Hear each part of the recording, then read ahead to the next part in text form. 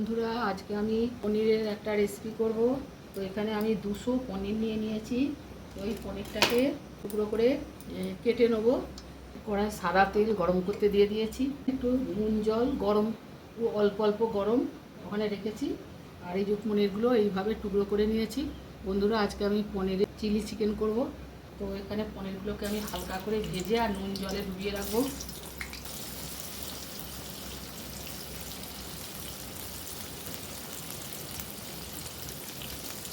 সব পনিরগুলো দিয়ে দিয়েছি, হালকা করে ভেজে নেব। পনিরগুলো ভেজে তুলে এই যে নুন জলে ডুবিয়ে দিয়েছি, অল্প হাতসহ গরম সাদা তেল দিয়ে দিয়েছি। কড়াই গরম হয়ে গেছে। রসুন কুচি আর আদা কুচি দিয়ে দিচ্ছি। এবার এখানে একটু ভাজা হবে। রসুন কুচি আদা কুচি ভাজা হয়ে গেছে। এবার পেঁয়াজ আর ক্যাপসিকাম এই যে ডুমো ডুমো করে কেটে নিয়েছি, এটা একটু ভেজে নেবো।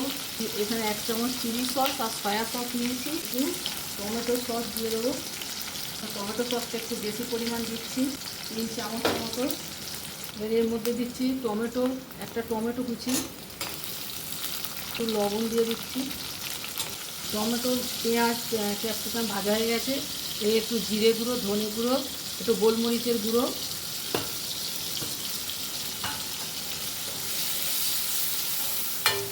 পনির ভিজানোর জল দিয়ে দিচ্ছি অল্প।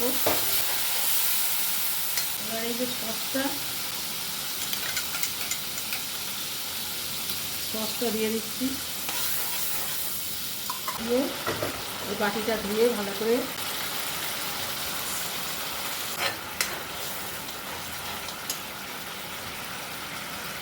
টমেটো আছে, একটু মিষ্টি দিয়ে দিলাম, 1 চামচের মতো। একটু চিনি দিয়ে দিলাম। এটা পনিরগুলো দিয়ে দিচ্ছি।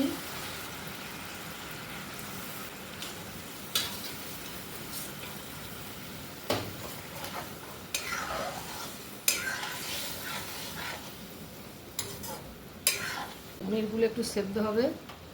পনিরটা কিছুক্ষণ ফুটিয়ে নিয়েছি।